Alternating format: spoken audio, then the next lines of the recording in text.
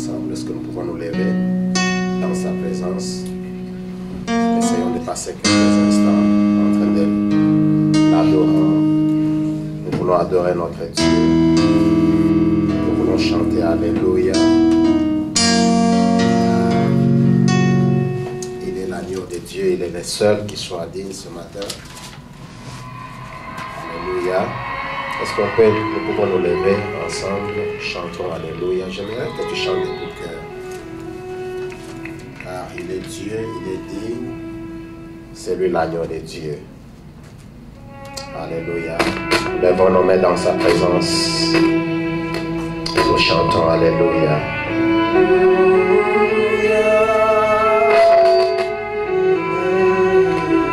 Oui, tu es le Dieu qui règne.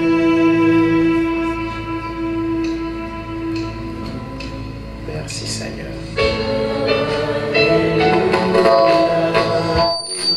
Alléluia.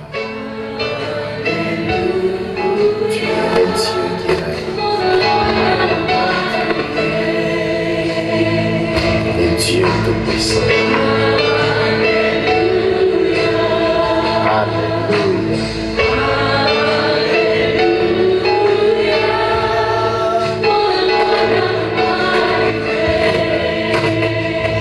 Merci Seigneur.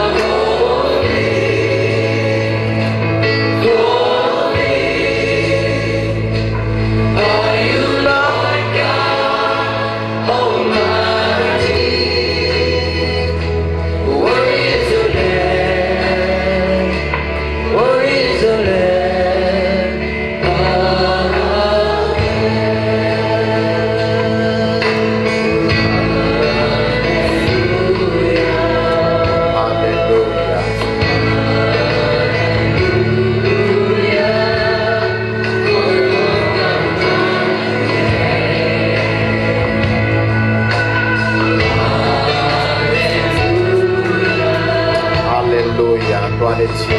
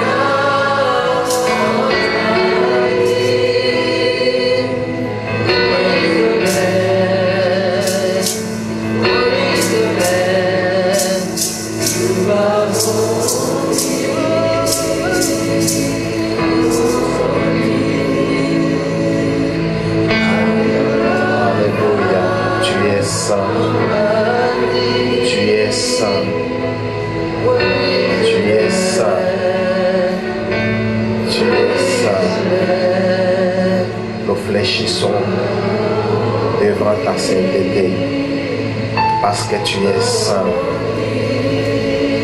Laisse que toute cette assemblée te dise que tu es saint. Que tu es saint. Gloire à Dieu.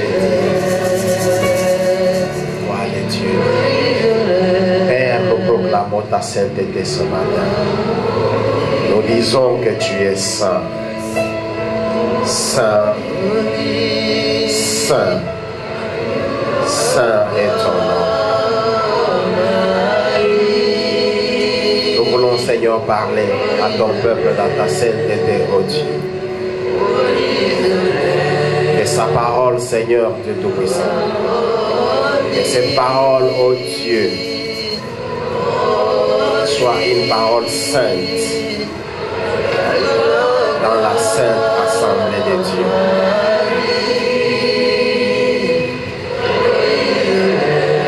Reçois l'honneur, reçois la puissance, reçois la gloire et parle-nous, Seigneur, dans le nom de Jésus.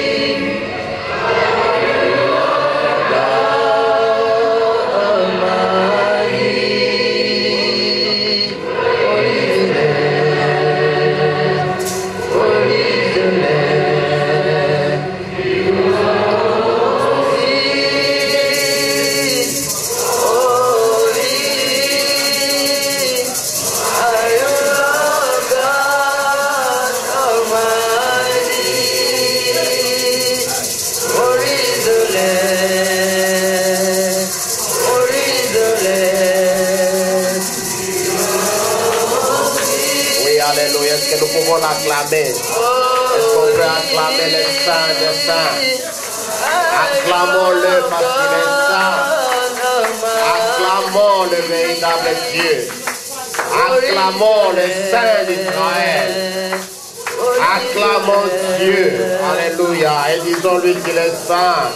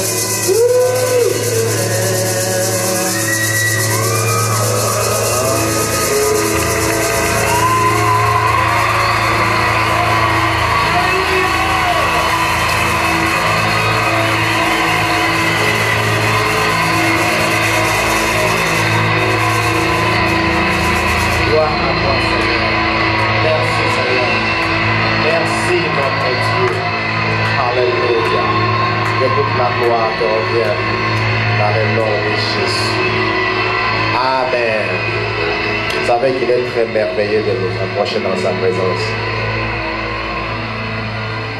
On peut tout nous priver, mais si nous sommes dans sa présence, nous sommes heureux. Alléluia. Alléluia. Voilà pourquoi nous pouvons rater autre chose, mais ne ratons jamais sa présence. C'est vraiment merveilleux de demeurer dans sa présence.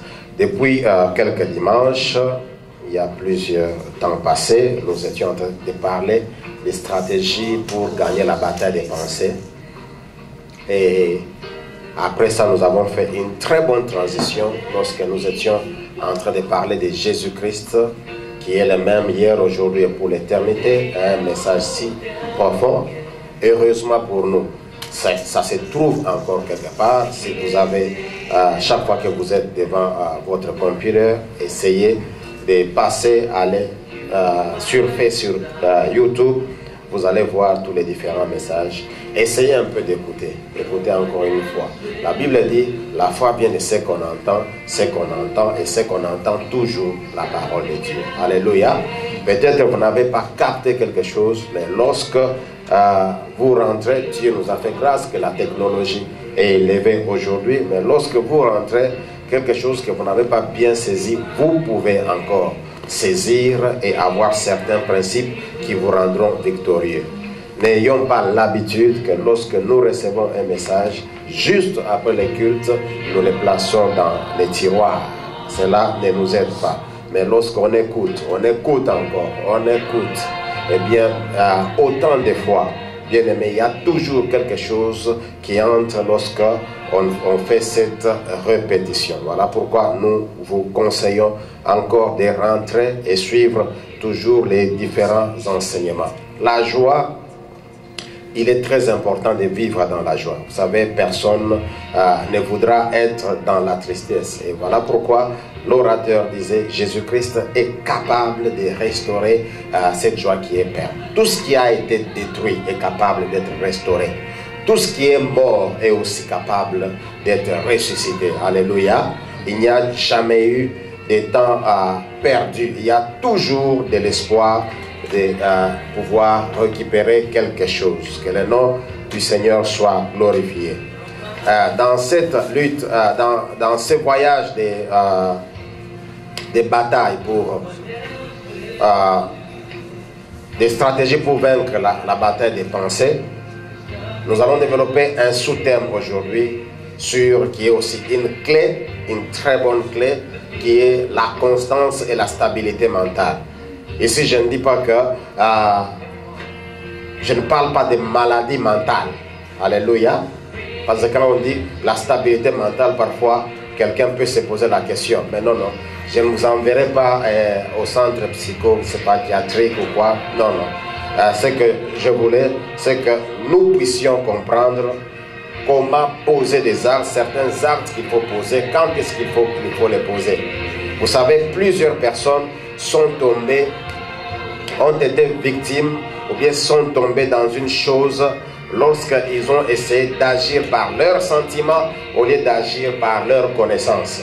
Et j'aimerais vous assurer que la connaissance augmente l'autorité. Et en tant qu'Église, en tant que peuple de Dieu, partout où vous m'entendez, et je saisis de cette occasion pour saluer tous ceux qui sont en train de nous suivre en live, que vous soyez sur Internet ou que vous puissiez avoir ces DVD et suivre par votre DVD player dans votre salon, rassurez-vous que la même grâce, ce que le Seigneur est en train de faire ici, il le fera pour vous. La Bible déclare cette promesse est pour vous, pour vos enfants et pour tous ceux qui viendront au loin en aussi grand nombre. Que vous soyez n'importe où, dans n'importe quel coin de la planète, ici en Amérique, au Canada, au Japon, en Chine, je ne sais pas, au Nigeria ou dans n'importe quel endroit. Dès que vous êtes sur ce message, rassurez-vous que le même Dieu qui opère en ces lieux va opérer également avec vous. Que le Seigneur vous bénisse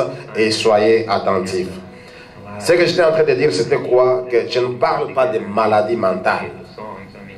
Mais j'aimerais que l'Église, nous puissions arriver à comprendre comment nous devons marcher en tant que chrétiens. Et comme j'étais en train de le dire tantôt, que depuis un certain temps, nous étions en train de développer ce thème principal, stratégie pour gagner la bataille des pensées.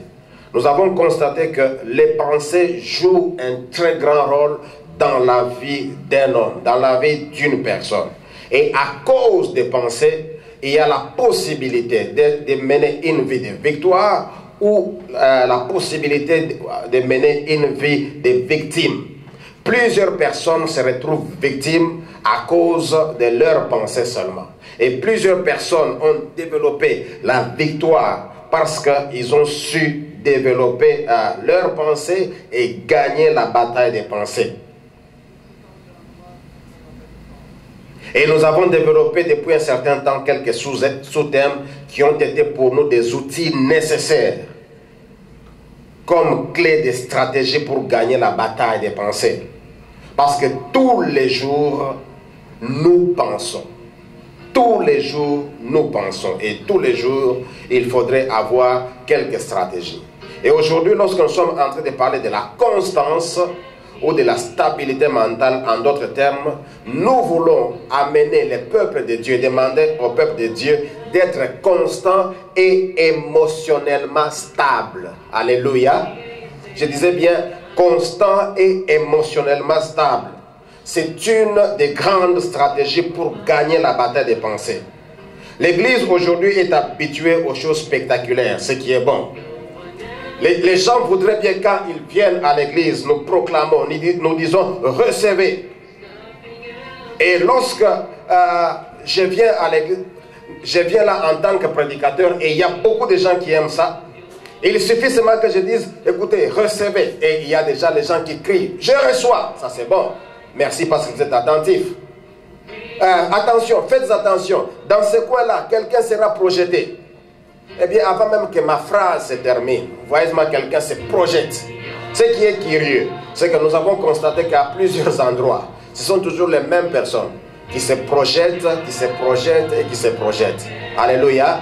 Et dans d'autres milieux, ce sont les mêmes personnes, en se projetant, ils cassent les chaises. C'est tout un problème pour l'Église. 1 Timothée chapitre 6, verset 6. 1 Timothée chapitre 6, verset 6. La Bible déclare, certes la foi en Dieu est une grande richesse, si l'on se contente de ce que l'on a. Alléluia. Certes la foi en Dieu c'est une grande richesse, si l'on se contente de ce qu'on a. Voilà pourquoi je vais parler de la stabilité, de la constance. J'aimerais que l'Église, nous arrivions à être constants. Nous étions un jour en train de parler d'un homme politique. Et nous avons vu ces hommes politiques. Et aujourd'hui, pendant que j'ai terminé à préparer ce message, et la personne que je voyais, pendant que j'étais en train un peu de m'inspirer, même de ce que je vois autour de moi, et même lorsque je voyais autrefois, c'est la personne que je voyais en songe, ici sur terre, une personne qui a inspiré plusieurs personnes. La nuit dans les songes, par rapport aux personnes que nous voyons sur la terre pendant notre époque, j'étais en train de voir Nelson Mandela. Et lorsque j'essaie un peu de réfléchir, j'ai vu comment cette personne était constante dans sa vie. Nelson Mandela n'a pas baissé les mains. Dans un monde d'apartheid en Afrique du Sud, il a commencé à dénoncer le mal. Et il avait autour de lui des personnes. D'autres personnes sont même tombées. Il est allé en prison. On l'a jeté dans la prison. Et je ne sais pas ce qui s'est passé dans la prison. Cet homme est resté constant. Il marchait toujours contre l'apartheid. Malgré tout ce qu'il avait comme menace, certainement, il avait même certaines propositions. Je ne sais pas si cela se faisait en Afrique du Sud. Seuls les Sud-Africains ou bien les autorités de l'époque connaissent. Certainement, il y avait des bonnes choses qu'on lui proposait aussi. Écoute, on pouvait peut-être lui dire que, écoute, monsieur, essaie un peu de te taire, voici ce que nous te proposons. Vous voyez, bien aimé dans le Seigneur, le diable vient aussi proposer des choses. Voyant très bien la mission de notre Seigneur Jésus-Christ, le diable est allé lui proposer, après ces 40 jours et 40 nuits dans le désert, lorsqu'il sort de ces moments-là, de ces grands moments qu'il a passé avec son Père, lorsqu'il sort, c'est le diable qui vient. Il lui propose le royaume. Vous savez, aujourd'hui, le diable continue encore à proposer aux personnes certaines choses pour les déstabiliser, qu'ils puissent quitter leur monde constant, et lorsqu'il est déstabilisé, alors le diable peut bien les récupérer. Certainement, des personnes pareilles ont eu certaines propositions qui n'étaient pas si mal que ça. Imaginez-vous que vous êtes en prison et aujourd'hui, on vient vous proposer des milliards. Bien-aimés dans le Seigneur, vous pouvez gagner ces milliards et perdre votre destinée. La Bible dit, que servirait-il à un homme de gagner tout le monde s'il se détruisait lui-même?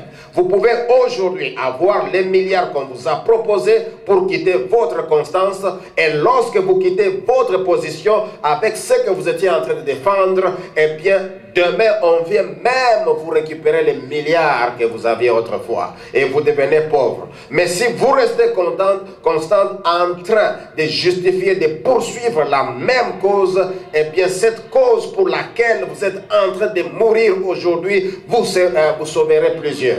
Bien-aimés dans le Seigneur, j'aimerais vous dire, si vous n'avez pas encore trouvé dans votre vie une raison pour laquelle vous pouvez vous battre, vous pouvez vous défendre jusqu'à la mort, sachez que vous n'avez pas encore découvert le but de votre existence. Alléluia. Quelqu'un qui découvre le but de son existence est prêt à mourir à cause de ça. Il est prêt à marcher. Même quand tout le monde tombe, il dit, moi je ne lâcherai pas. Je suis avec Dieu. Vous savez, même ceux qui sont allés explorer Canaan, quand ils arrivent, les rapports qu'ils sont venus donner, ils se sont qualifiés eux-mêmes. Ce ne sont pas les Cananéens, ce ne sont pas les personnes qui étaient dans cette terre qui ont dit que vous êtes semblables aux sauterelles. Mais ce sont les personnes qu'on a envoyées en espion. Elles-mêmes se sont qualifiées. Elles-mêmes se sont présentées en sauterelles. Voilà pourquoi ils ne pouvaient pas arriver dans la terre. Parce que c'était des sauterelles. Ils ont leur place dans la savane. Ils ont leur place dans la brousse. Les sauterelles, ils n'ont pas place dans des maisons. Et c'est comme ça que plusieurs sont morts dans le désert. Tout simplement parce que c'était des sauterelles. Et les maisons qui devraient être occupées, ça ne devrait pas être occupé par les sauterelles, sinon ils devaient dévaster toutes choses. Alléluia. Voilà pourquoi je répète, je disais que si vous n'avez pas encore découvert quelque chose dans votre vie, ou même quand tout le monde recule, quand tout le monde vous abandonne, si vous n'avez pas découvert que vous êtes censé marcher même seul, jusqu'à atteindre l'objectif, rassurez-vous que vous n'avez pas encore découvert le but de votre existence. Mais si vous découvrez cela, vous aurez toujours une parole qui va vous fortifier. À chaque instant, vous direz, si Dieu est pour moi, qui sera contre moi? Alléluia, je continue à marcher. Je continue à marcher. Je disais que l'Église s'habituant aux choses, au spectacle de réception, au spectacle de faire attention. Étant habitué à ces choses, plusieurs personnes dans l'Église aujourd'hui marchent selon la gestion de leur comportement. Ils ne marchent pas selon la foi comme la Bible le dit. Ils ne marchent pas par crainte de la parole de Dieu. Ils marchent, ils sont là pour gérer leur comportement. Et pourtant il est écrit qu'on reconnaîtra l'arbre par ses fruits. C'est comme ça que vous trouverez certaines personnes. Parce qu'il veut bien gérer le comportement. Il dit, écoutez, aujourd'hui c'est dimanche, je ne mens pas. Je ne peux pas mentir aujourd'hui parce que c'est dimanche. Mais alors attendez demain, je vais bien mentir. Alléluia. Quelqu'un pourra encore dire, écoutez, attention, ne fumez pas à côté de l'église.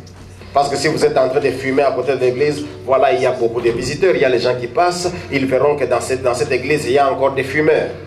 Ça, c'est la gestion du comportement.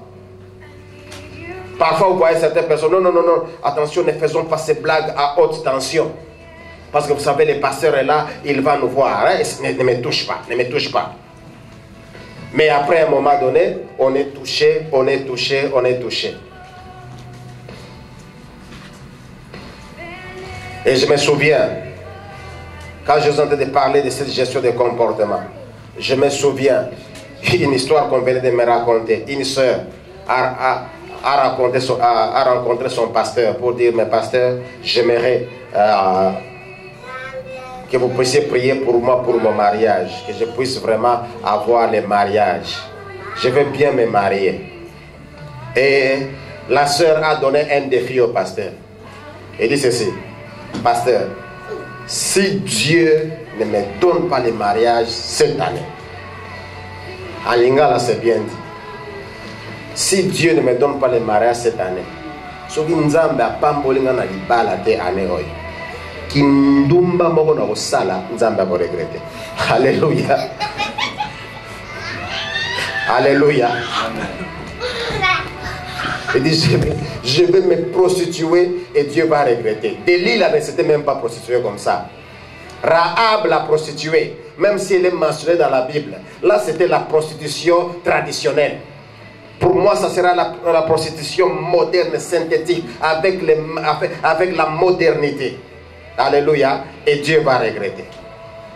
Bien aimé, voilà comment les gens marchent selon leurs sentiments. Ils préfèrent bien gérer leur comportement au lieu d'être normalement transformés. La Bible dit, ne vous conformez pas au siècle présent, mais soyez transformés par le renouvellement de l'intelligence.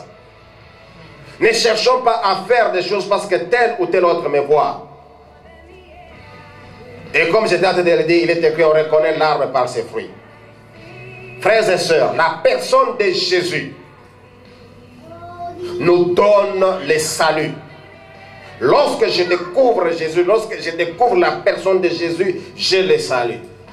Mais lorsque je découvre les principes de la personne du Christ, j'ai la prospérité. Alléluia. Et ici, je ne parle pas d'avoir des voitures, je ne parle pas d'avoir des maisons, je ne parle pas d'avoir beaucoup d'argent, mais je parle de l'équilibre. Lorsque vous découvrez les principes de la personne de Christ, vous devenez équilibré. Qui dit gloire au Seigneur? L'une des grandes choses que Dieu fait dans nos vies, c'est de nous aider à être constants et émotionnellement stables.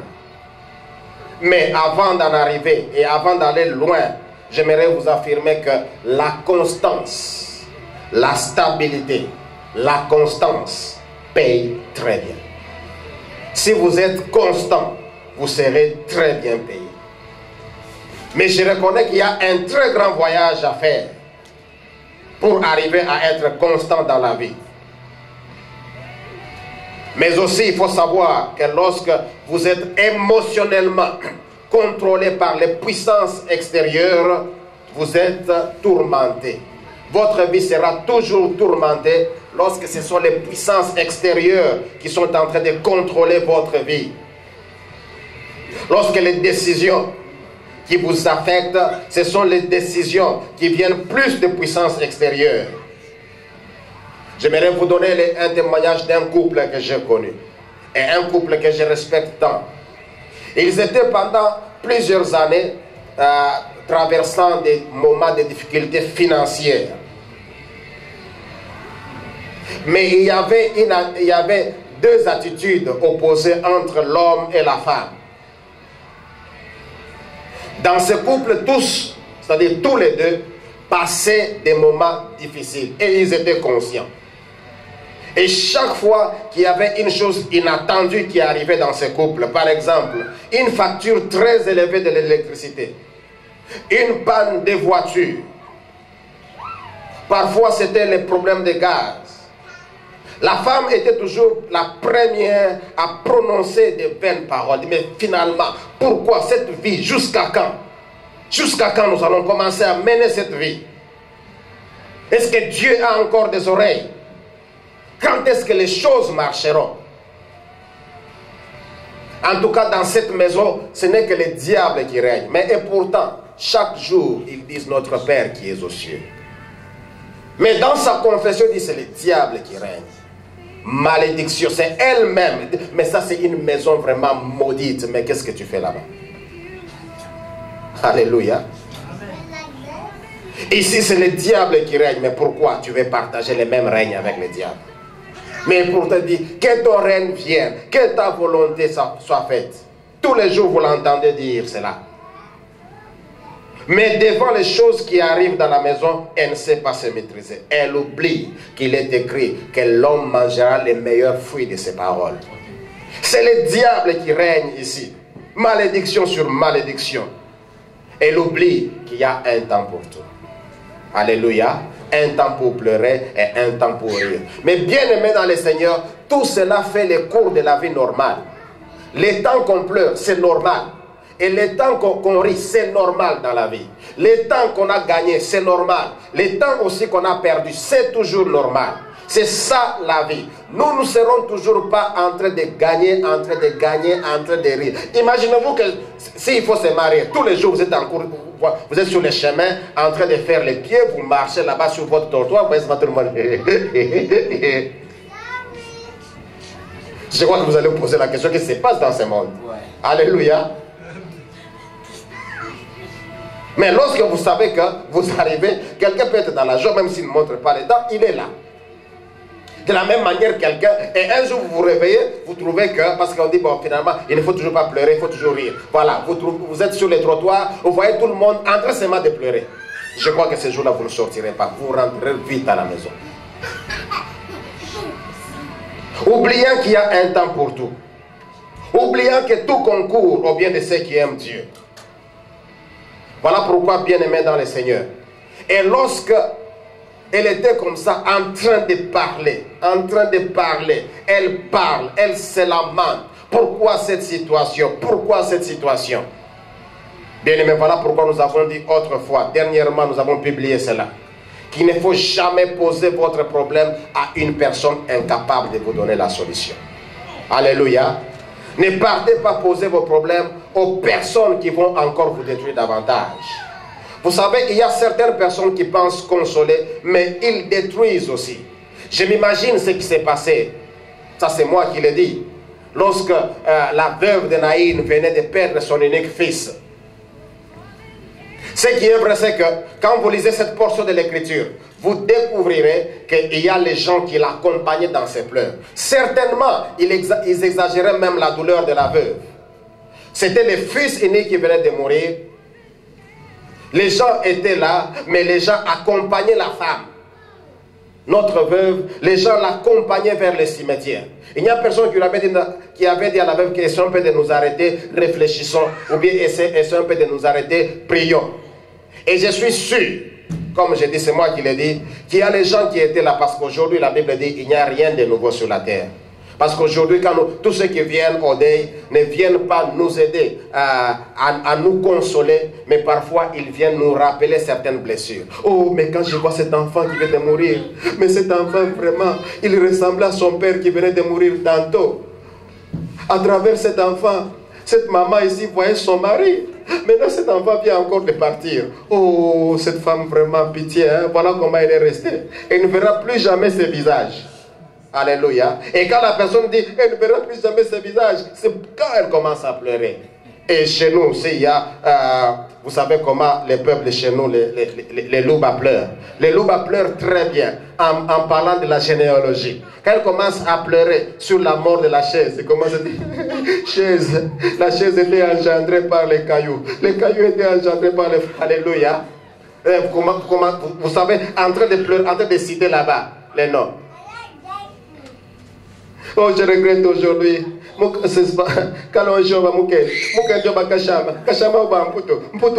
Alléluia. Alléluia. Tous ces noms-là sont cités. Et pendant ce temps-là, une fois j'ai posé la question, j'ai dit, mais pourquoi on cite tous les noms? Elle dit, non, elle est en train de citer, de parler comment cette histoire, l'arbre de la famille est. Voilà, on est en train de pleurer une seule personne. Mais ceux qui viennent nous accompagner en pleurant commencent à citer même d'autres personnes qu'on avait déjà oubliées. Alléluia. Et je répète, Église de Dieu, ne posez jamais